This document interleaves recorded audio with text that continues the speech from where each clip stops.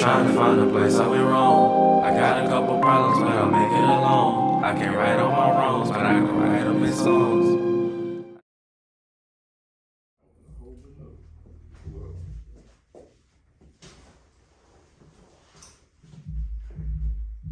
What's up, everybody, and welcome back to Man Cave. Escaping the stigma, building men. Today we have a very, very special guest, as you can see, and we're gonna let her introduce herself. Absolutely. Hey guys, my name is Dayshia Bell. I am the host of the I Am Her podcast, where we equip women to become healed, elevated, and restored in Christ. I am so happy to be here with the Man Cave. Thank y'all so much for having me. It's been a long time coming. I've been waiting to talk to y'all and see y'all. Hey y'all! That's how to tell me on mine. Oh man, but this isn't the first time we've actually collaborated together. We actually was on her podcast not too long ago. We came down into the sticks. My bad, Shreveport. Came down to Shreveport. Oh no! We won't allow it. Yeah, we came down to the Shreveport, you know, and we filmed a couple episodes with her, and like they were really, really great. Right, so make sure you go watch them, okay? Not tomorrow, today. Make sure you go over there. The link will be in the description, so make sure you go give her a subscribe, give her a follow, and go and watch the video. Yeah. It's gonna change your life. Help us, sister. And so today, I think it's only fitting. You know, we always talk about men and all that kind of stuff, but today we're talking about it. But we have a woman's touch, which is something we don't get a whole, too often in the cave. We need it. So today is a treat. So you need to enjoy this. So without further ado, I'm gonna let you jump into the first question. Okay. So before I ask the first question, I have a little segue. Okay. I want you to tell us, how would you describe a man, or better, how do you view a man? Well, I think today the typical answer would be he's a provider, he's a protector, he's this, he's that. But I would, just to sum it all up, I would just have to say that he's a man of God. Mm-hmm. That he has the ability to actually follow Christ, follow God, let God be his leader, and be a leader of the world, right? Okay. So be a follower of Christ, be a leader of the world. I dig it. Okay. So, how would you describe a godly man then? I think that would have to go with him too. It would have to be him loving God wholeheartedly.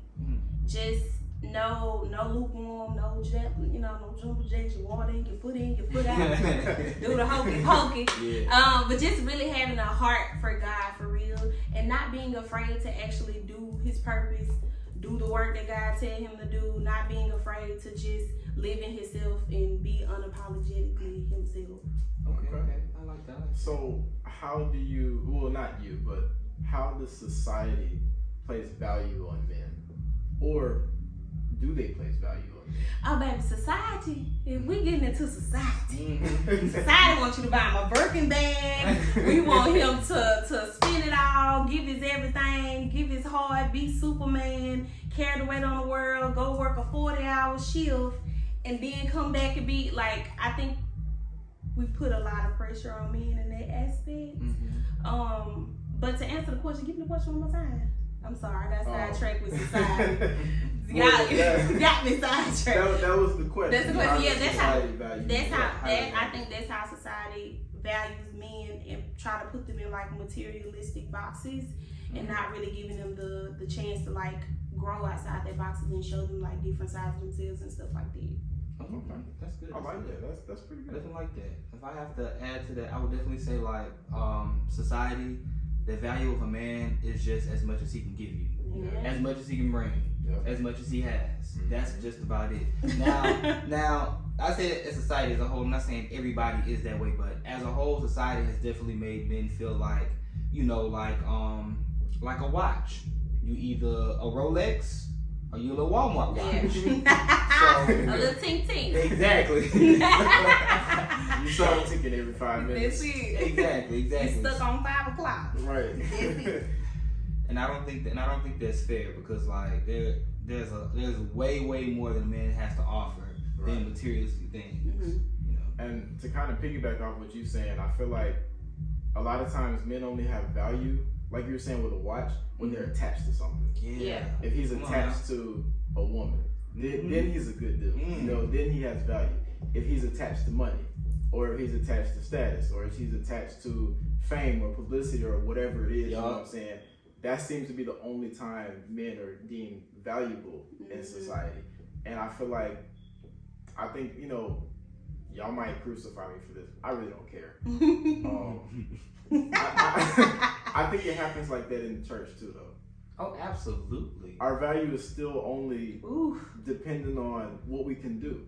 You know, if we're not up serving, then we're not valuable. If we ain't preaching the walls down, we ain't valuable. If we ain't doing this, we ain't doing that. But at the same time, though, society would say godly man is whack. True. Like he lame. He don't do nothing but read his Bible all day, pray all day, and be a simp. That's what society says about a godly man. But I ain't seen too many of them. I'm just being honest. I ain't seen too many of them like that. And that's why I said being unapologetically him, because it takes bravery and it takes some real guts to say I'm gonna be unapologetically me. So if I want to read my Bible, if I want to be a simp, if I want to do that, I'm okay with it. I'm confident enough to pull up like me and don't have to feel like I have to put a mask on or be somebody else in order to fit in with crowds and stuff like that. I like what you said about being in church too, because I don't think people talk about that. They hit me hard. They hit my, I want to take my shoe off and throw it over, because I don't think too many people really talk about that. Because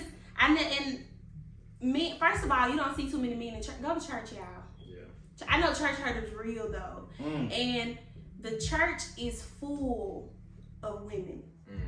Like most of the churches that you see the women. You see on the usher board, you see her serving the bishop if she's doing it. You see like cleaning the church, decorating the church, hospitality team, all this other stuff. But if we had more men in there, putting their foot in and saying, okay, this is what we're gonna do and this is how we're gonna contribute, we have no other choice but to submit to what it is that this man is leading us to do. The only man that's in the church should not be your bishop. Right. It should not be your pastor. I'm not saying you have to have titles, because that's what we're talking about, being valuable, and that don't make no never mind.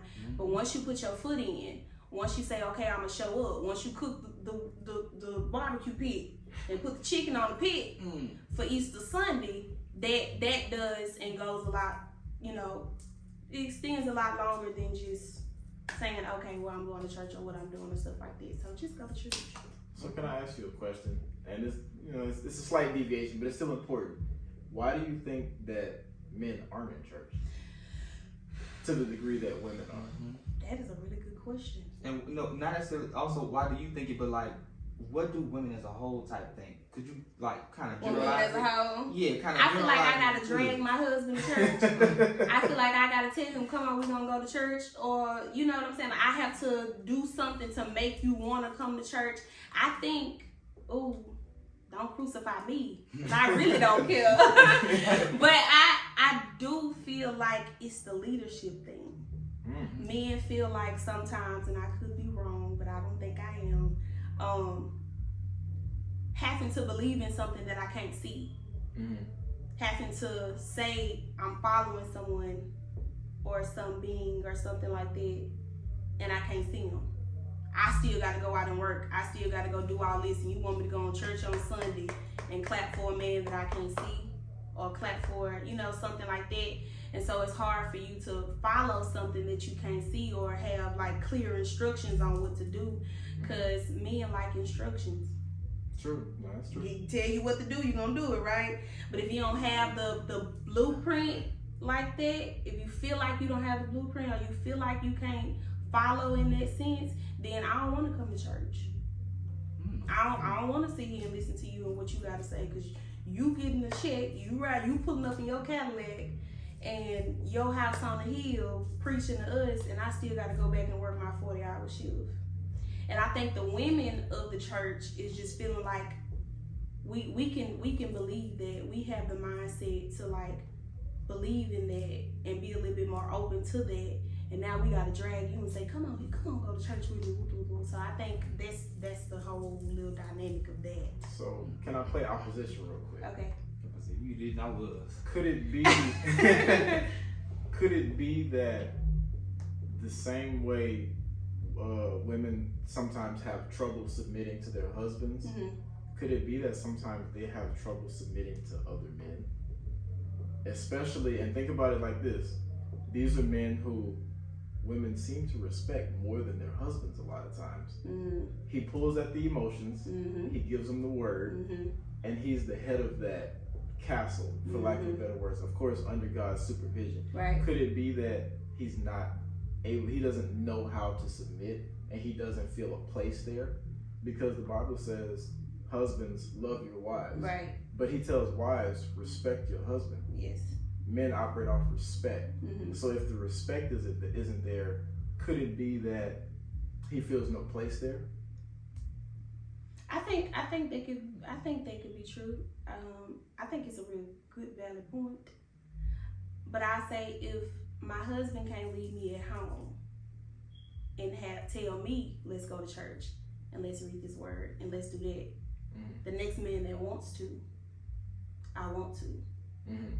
That's why I brought up the fact that if you just get in the church and do whatever you can, we have no other choice. I ain't gonna say choice because we got choices, but we have no other options but to submit to what it is that you want us to do or want us to be a part of or whatever the case may be. But if my husband can't be there and he can't preach this word or he can't do this at home, this the only place that I can get it, then I'm gonna do it. I like that. That's a good point. Well, those are both some real deep, real insightful points. I really think he's just lazy. I think they're just lazy.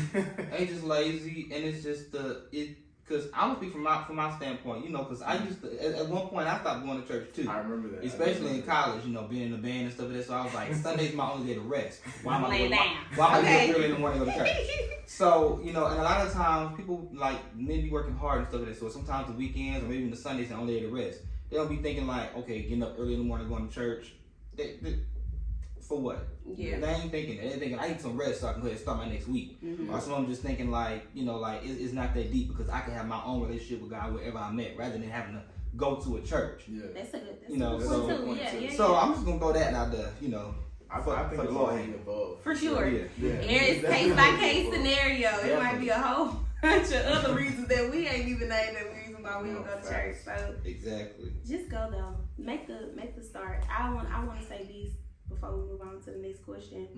At my church, shout out to Impact Church in Shreveport, when we have Men's Sunday, when I say the spirit be so good and so sweet in there, when you just have men come together on something, I think it's more powerful than we actually give credit for it.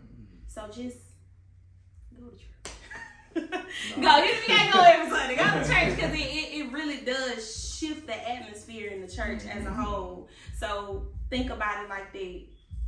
No, I definitely agree. I think what men don't realize too, I think unfortunately we live in a society where men are told, hey, you gotta lead, you gotta protect. You know what I'm saying? You gotta be the breadwinner. And I think a lot of times they're put in these leadership roles and they don't know how to lead because they've never followed. Yes. And so I think, if I'm taking it back to Genesis 3, Come on. I think the way that he wrote it is very interesting. I was really reading it this morning and a little bit last night. And when he made man, he didn't put him in charge of anything initially. The first thing he did was feed and take care of him. It said that he grew trees and that the food was good. The apples might have tasted like fried chicken back then. I don't know. You know what I'm saying? Barbecue. But and I think the most important thing that it says is that he was naked. And it shows that the vulnerability level that he had with the Lord, that he was able to follow and he was able to eat and be able to be taken care of.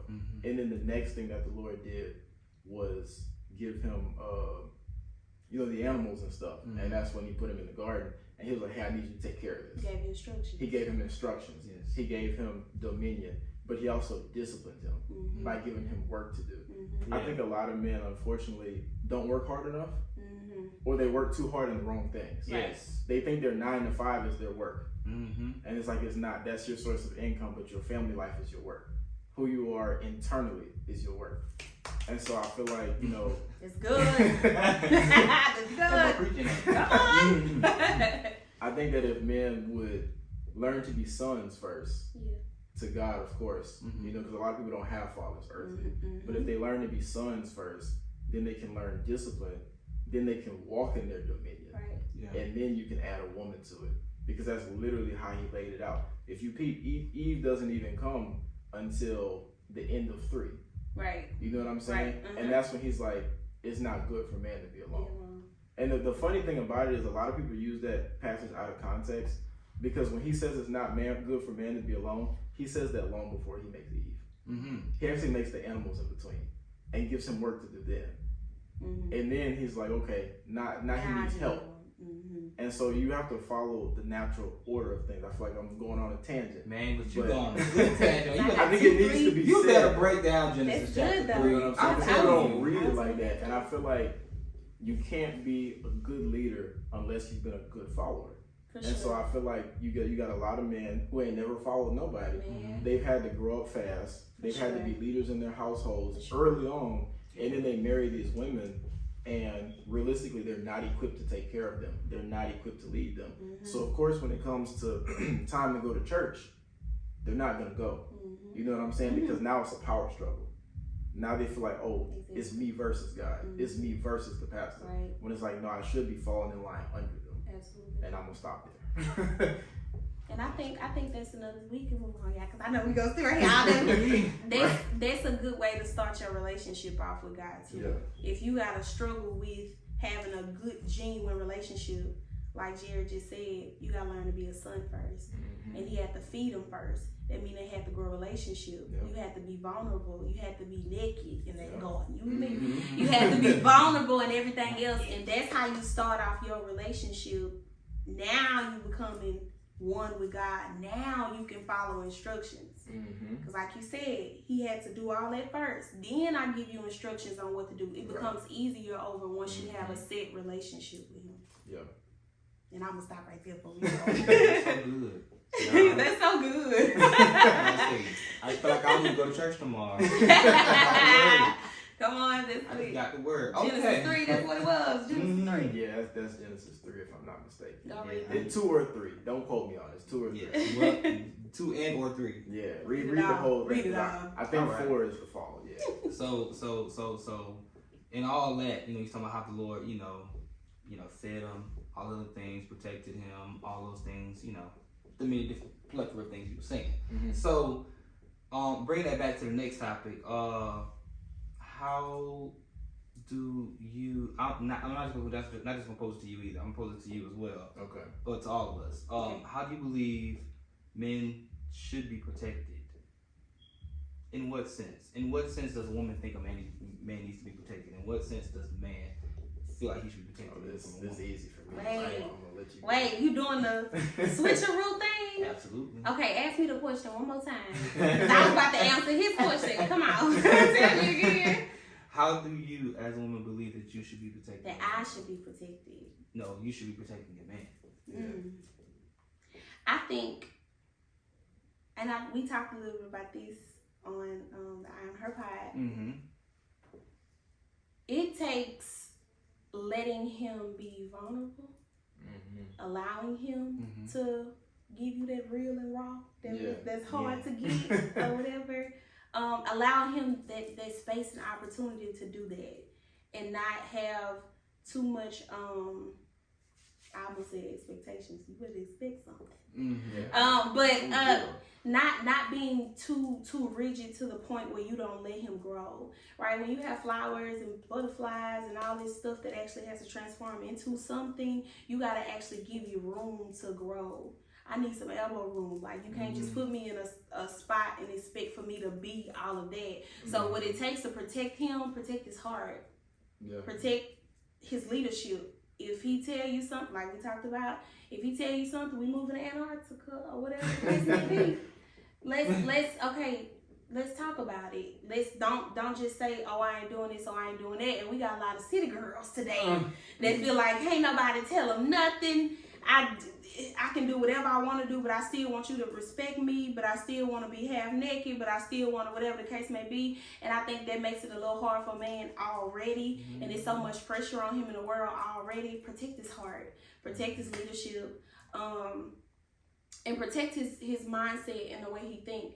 Because sometimes I've noticed a lot too. Once you make a man feel like he's not intelligent, or he don't know what he doing, or he not capable of doing something, you breaking him down. So I would say, to keep it short, that's pretty much it. Protect his heart, protect his leadership, protect his mindset and stuff like that. You better speak good. I'm saying she's talking good. I'm speaking real good.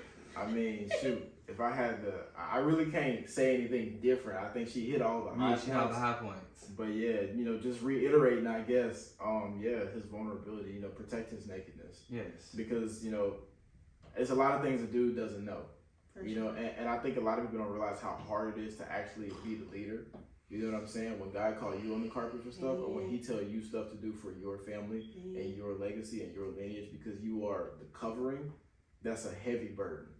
You know what I'm saying? So protect that, and just protect his inner child, protect his sonship, because I think a lot of people don't think about that either, because it's like, yeah, he's your man, he's your leader, but at the end of the day, this is God's child, right? The same way that you are.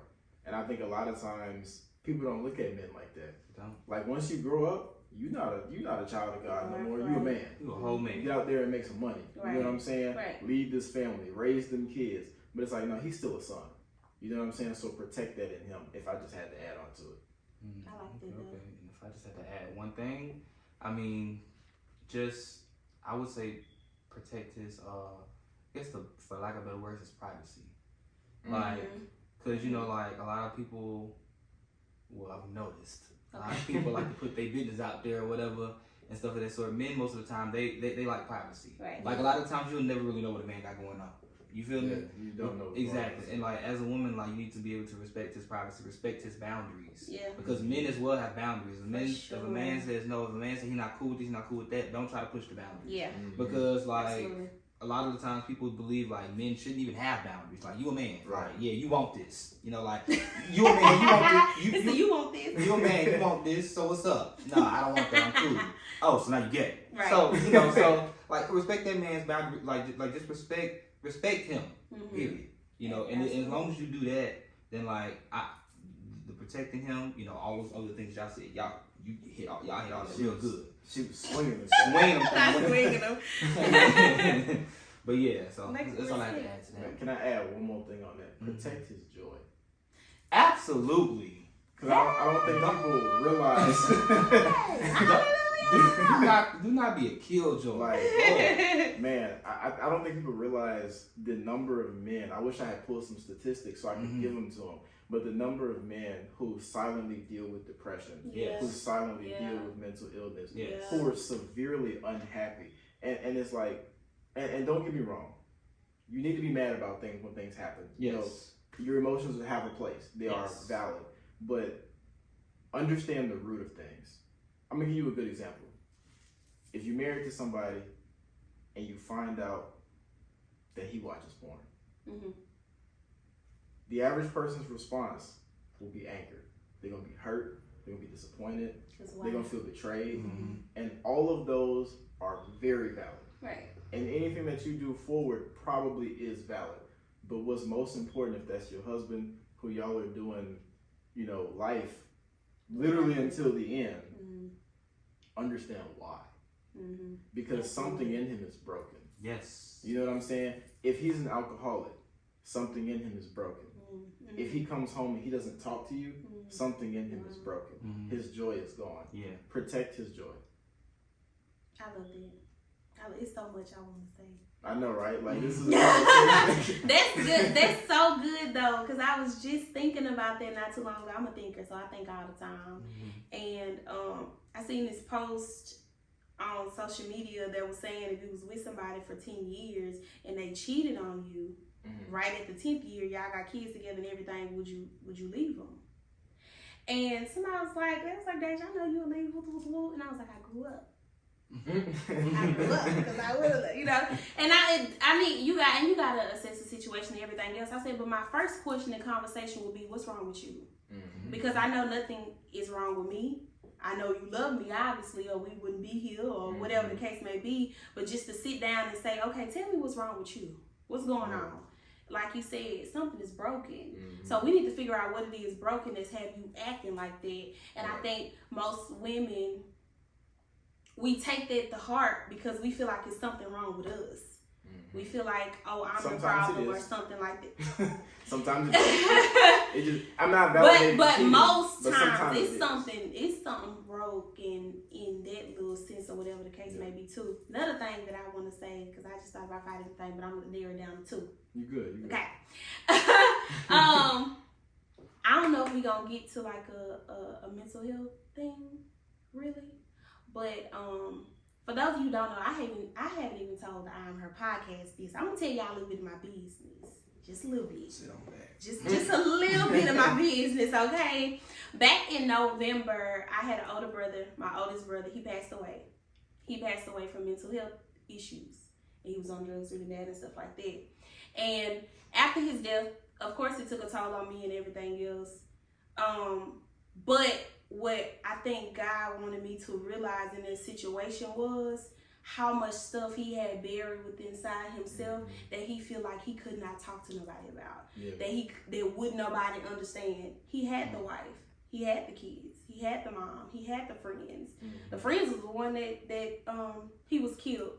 One of his friends actually killed him. So it was like he had all these things, he had all the different outlets, but it was something within himself that was broken. That was something that he needed to talk about, but he didn't have the outlet to talk about it and stuff like that. So I think that's a real good point, ladies, on our behalf when we say protect that peace and part of him and making sure that men, you taking the time to do whatever you need to do for yourself first to make sure that stuff is good, because us as women, we don't realize it. We can go cry and say, we need a day off, we need a break, we need this, we need that, and we get a little more leeway, and I understand that you guys don't have the opportunity to do that all the time. So, take that nugget. Take that nugget. That's a good nugget. Real good nugget. And I hate the situation had to happen like that for me to just realize it like that, but I think that's really important to say to y'all. The Holy Spirit actually told me to say that to somebody on the other side of this camera that needs to hear that. Do the work within yourself and making sure that everything that's going on within you, it ain't stopping you from life, living life and living it more abundantly, okay? Yeah. You talking good. You talking real good. I'm trying not to be lengthy, but somebody need to hear that. Yeah, people definitely need to hear that, because I think it's so overlooked. Yeah. You know, people always want us to be their watch. Mm-hmm. Be my provider. Right. Be the protector. But it's like, how about can we just be people? Yeah. Can we be human? You know what I'm saying? But we got to move on. We'll sit on that all day long. That's good though. Man, shoot.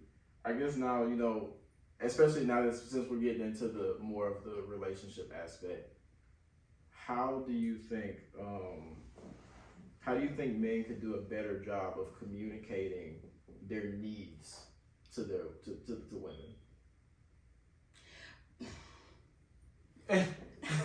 It's the next one. Well, baby, I think, first of all, I hear a lot of men say how it's really hard to communicate to women sometimes because we could be a little, you know. Yeah. But I think what it takes, you have to tell us too.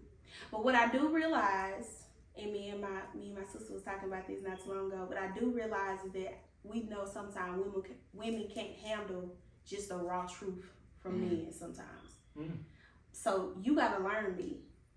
You gotta know what's my triggers. You gotta know your tone when you talking to me and stuff like that. Now, I'm not saying you ain't grown and you ain't a man and everything else, but it's when you talk to me nice, you can get niceness out of me. Like, just communicate what it is that you want to say to me, and I can do the same for you. Let's come up with some good communication skills together. Let's compromise, okay? Listen, baby, you can't talk, like, when you say this right here, it's all out the window for me. Okay, well, when you do this right here, it's all out the, like, we need to sit down and come up with some type of plan, some type of way to actually communicate effectively that's going to help both of us actually have real raw conversations instead of the man having to feel like, nah, because if I tell her that, she gonna stop talking to me for about a week. She gonna ignore me for about a week, and then whatever the case may be, just find some type of way to just sit down, know your partner first of all, and just compromise on how it is that we can communicate to each other where we both gonna listen effectively. Yeah. So, I'm playing devil's advocate. Go ahead. So, so you were saying, you know, he has to necessarily know, you know, how to talk to you, you know, and things of that sort, whatever. Okay, what if he knows all those things? But the moment when he gets down to that thing that hurts him, that he wants to open up about, he just, it comes out in a way that's very uncomfortable for you, but it's vulnerable and it's raw for him. Then what? She gonna have to take, like, you gotta knowing your partner. You gotta understand that what this man is saying, don't take it personal. Right. Put your feelings to the side just a little bit. Even, cause I'm not, you know, everybody got emotions. However they triggered this, you know, but put them to the side real quick and listen to what this man telling you. Cause it's obviously something in this that you needed to hear, and if he was vulnerable enough to actually say it, because what I know is the man will hold something that he really want to say. He'll wait till y'all break up, or he'll wait till he go talk to his homeboys or something like that to really tell how he was feeling the whole time. For real. So if he's vulnerable enough to give you that right then and there, put your feelings to the side real quick. Okay, I understand that. Okay, so what can I do about it? We gotta learn how to take the L sometimes. We gotta learn. Men shouldn't always have to take the L. Am I talking to men? I'm talking to me. But we gotta learn how to take the L sometimes and just listen to what he's saying. Go get in your feelings somewhere else. Say what you need to, but you need to understand and think about what it is that he's saying to you. Yeah, and man, just to piggyback on that a little bit, like, I think people have to realize. I had to realize this too. You know what I'm saying? Because back in the day, I used to debate with people all the time. If you said something that I disagree with, and you engaged me in it, we was gonna go toe to toe. You know what I'm saying? And I was gonna go till I won. Yeah. You know what I'm saying? But I had to realize that sometimes you win the battle, but you lose the war. You know what I'm saying? And when it comes to relationships, whether it's platonic, whether it's romantic, or whatever the case may be, when you win every battle, I promise you lose the war. For sure. Because it's a give and take. Right. That's just how a relationship works. Right. And I feel like, man, like you were saying, put your emotions to the side. I think this, when people say their wedding vows, I don't think they realize that they're literally agreeing to die. Yes. Dying to yourself, dying to your argumentativeness, or if that's a word, you know, dying to some of the things that you want to do, or, you know, it's literally death. And I think if you're not ready to die every day for that person that you're with, you don't need to be with nobody. You don't need to be with nobody. Yeah. You ain't ready. You're just not. You know what I'm saying? No. But, and then again, I would also like to add that, like, as far as, you know, like, how women want men to communicate, you know, like, I believe on the other end, men would just like to just be able to communicate in general. Yeah. Right? But, you know, and even I know there's a lot of men who even they feel safe enough, they feel comfortable enough to share with a woman, you know, they do. But it's just something in them that just will not allow them to let it go because they feel like they're going to either be weak or they just, or because of some past trauma, they feel like she's going to throw it back in his face, regardless of how nice she is, regardless of how, you know, comfortable, you know, he feels with her. So like, what would you kind of say to those men? You don't trust them. You don't trust anybody you trust and you absolutely comfortable with. You have no problem doing it. Even if it's a little hard for you, the trust and the bond that y'all have can knock all that down. But you don't trust her and you're not comfortable with her. So just almost don't do it. Leave her alone. Let her go. Because in the end, I don't want to get on here talk. Because in the end, it's really hurting both of y'all. Because you really just wasting time in a relationship with somebody that you can't be 100% honest and 100% truthful and 100% comfortable with. You wasting time. That's somebody's husband. That's somebody's wife. Leave them people alone so they can go find their wife. That's pretty much like, that's to sum it up, that's pretty much it. So I'm about to say, I have to play devil's advocate. That's just what I do. I like to present, different,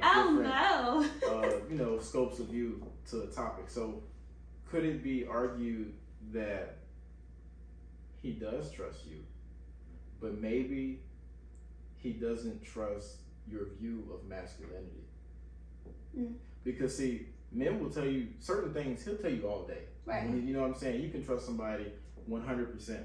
But then there may be that one thing. I'm gonna give a good example. Okay. Let's say, hold on, let me take one. That was a bad one. Okay, here's a good one. Let's say this man, he's told you, his whole life story. Okay. Y'all have been married, so on and so forth. Married. Yeah, y'all married. Okay. And let's say gotta be context. let's say he was molested as a child. Okay. Right? And that's something that the Lord has been helping him work through. But he's never been at liberty to speak on it. Because unfortunately, and this is just the real, when men say certain things or they do certain things or they've been caught in certain lifestyles, it changes how people see them. Absolutely. Because masculinity is very fragile. For sure. The view of it. And I think a lot of times, that's why men are afraid to be weak, or at least to appear weak, because once they take you off that pedestal of man, you don't get back up there. It's very hard. And so I think, a lot of people, because once again, they're not used to being vulnerable with God, or even if they are, there's a level of them that you don't really know. Because it's like, okay, maybe if I go tell my wife this, she may sympathize with me. She may give me a hug. She may be like, let's talk about it, but she'll never see me the same. What about that? What are your thoughts on that?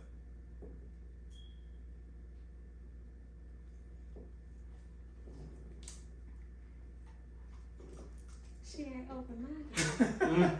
She ain't open-minded enough. How many people are there? I think it's some out here. I really do. We at home. I like you use the word some. I'm glad you we at home. And it's kind of hard to answer that question in a sense, but it's okay because I do well under pressure. When I say, I do feel like sometimes men choose the wrong women to be vulnerable with. That's good. You choosing the wrong girl to tell that type of stuff. Cause then she'll put you on take you off your man pedestal and bring you down to whatever else, and it's hard for you to get back up there.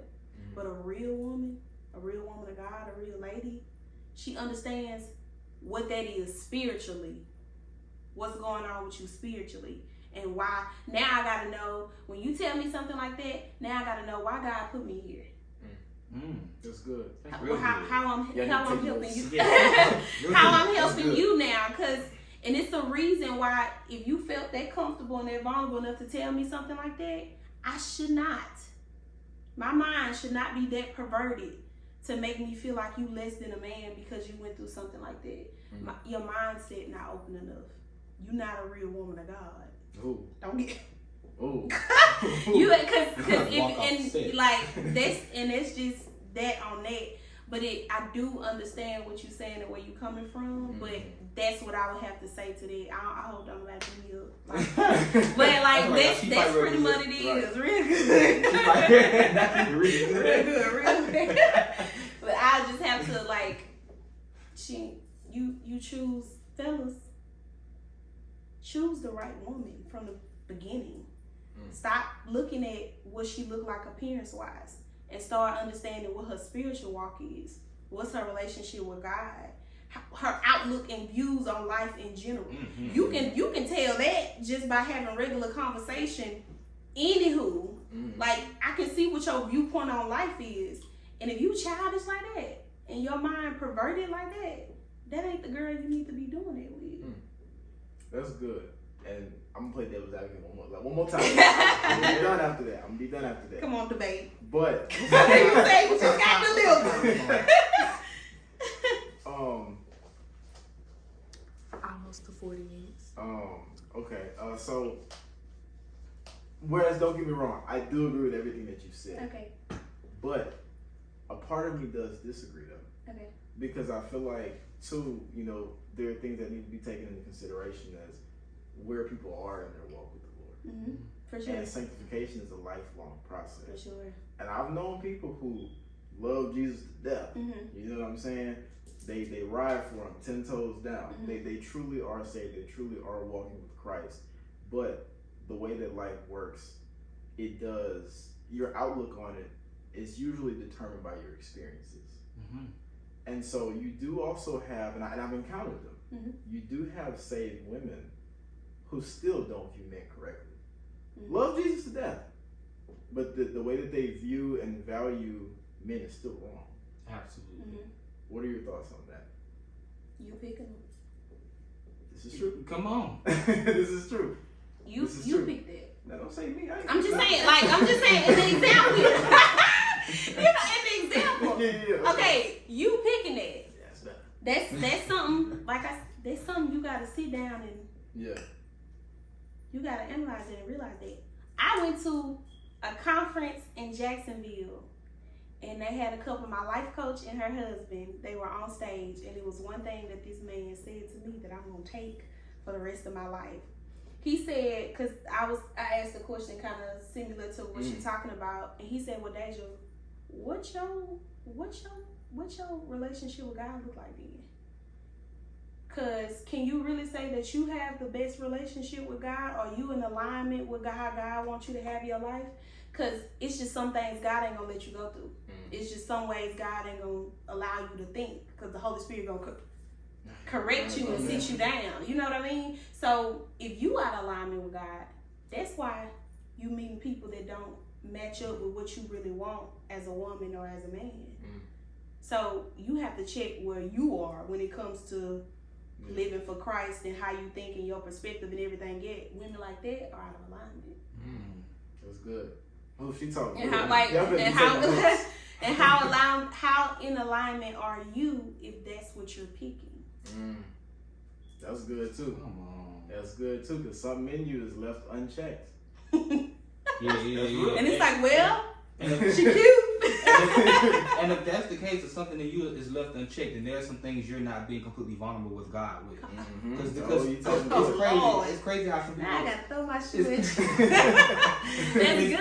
It's crazy how some people will go to God with most things, but some things they'll be too ashamed to talk to God about, be too ashamed to pray about, or be too scared to pray about. Okay, I'm talking to myself here. Whatever, and and the Lord, so then you start to have these many different things that's within you, whatever. But have you really sat there and gave it to God, talk to Him about it, and let Him actually deal with it? Right. Let Him actually, shape, mold, take that stuff out, sanctify you, and all those things. So if that's the case, if you still have these messed up viewpoints and you still, doing this and doing that, then obviously there are some things you still have not let God have. And that is disobedience. And that is not being in alignment. And that is you standing in your own way of everything that you ever asked for and or prayed for the Lord to give you. It's kind of like that picture where the Lord is saying, give me a little bitty teddy bear. He got that huge teddy bear behind his back, but the child refusing to give it to him. It's kind of like that. So, but boy, that's good. I want to run a lap. Man, look, run a lap and come back. That's real. Look. We actually got some up on this thing. We're gonna have to make it a part 2 because this thing is already about 40 something minutes. I knew I was gonna do that. 43 minutes already, So y'all stay tuned. We're gonna have to come back to y'all with a part 2. Trying to find a place I went wrong. I got a couple problems, but I'll make it alone. I can't right on my wrongs, but I can write them in songs.